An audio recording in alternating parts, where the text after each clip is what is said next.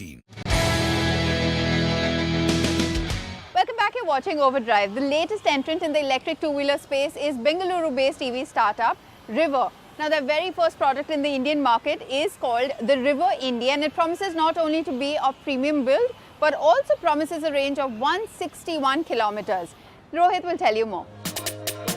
We are back near the Nandi Hills. The last time I rode here, it was the ultraviolet F77, and now I'm here for another EV startup, the River Indy, a very practical electric scooter that is big, spacious, and good-looking in its own way. It certainly looks quirky and quite unlike anything that we've seen in the EV or the scooter space. But look at the styling, look at the bright colors. You might want to have one. The cute face feels welcoming. There are foot pegs in the front too to maximize floor storage or to get a different riding posture. And when not in use, they're neatly tucked away. There are crash bars at the front and two floating brackets at the rear that you can tie small items to, use as an additional set of grab handles, or mount River's bespoke storage panniers for some scooter touring.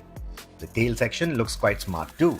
In fact, the River does look unique but doesn't try too hard to look outlandish, and I like that approach. The fit and finish is surprisingly good for a first-timer. The shuttle lines are consistent, the quality of paint, the stitching, the tactile feel of the switches. It actually feels a notch better than some of the more established players in the market. The River Indy is a large vehicle that dwarfs the likes of the Ola S1 Pro or the Ather 450.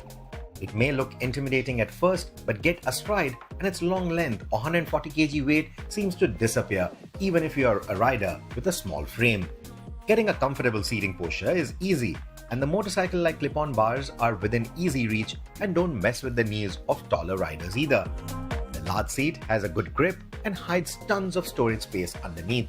My full face Arai helmet goes in so easily and still leaves so much more room. And as if that wasn't enough, you also get additional 12 liters of space right here behind the apron. The front compartment can't hold the charging equipment though, but you will need to open this compartment every time you want to open the charging flap, which can get cumbersome. Speaking of charging, the River Indy ships with an 800 watt charger, and charging times for 0 to 100% are between 5 to 6 hours. The instrumentation is fairly easy to read. I like the layout, it's nice and simple. The switches on the instrumentation, however, they are a bit confusing but shouldn't take too long to get used to. Despite the SUV of scooters tagline for the Indy, the ride quality isn't really plush. That is what you would expect with that kind of a tagline, but it isn't. It is more on the firm side.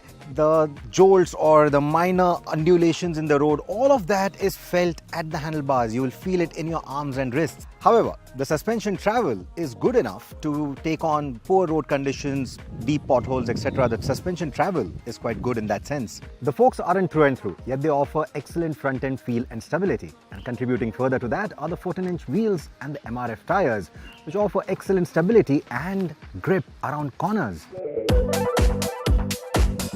Think of this to be an electric maxi scooter that will comfortably ferry you from point A to B with enough space for your shopping and spacious seating for two. Now there are three riding modes: Eco, Ride and Rush. Rush obviously is going to give you all the power that it can. It's going to compromise the range as well. Ride is where you're going to be spending most of the time. Expect about 90 kilometers of real world riding range is what the company tells us, and I think that should be achievable looking at the kind of onboard estimates that we've got. Now there's the Eco mode as well, which will give you about 50 to 60 kilometers of top speed, which is usually good enough for your city commutes, but overtakes obviously are very dulled in the Eco mode. The scooter doesn't feel as brisk as the Ather 450X, but has an agreeable performance to go with its practical intent. And that is what I like about the River Indy. It doesn't pretend to be the sportiest, fastest, quickest, or the sickest EV in the market. From its design to its performance, it takes an approach of utility and practicality. And after all, that is exactly what a scooter should be. The only thing that remains to be seen is how soon River is able to set up its sales and service network, and whether the pricing of the scooter remains accessible as well. Anything above Rs 1.6 lakh at showroom will send it into dangerous territory.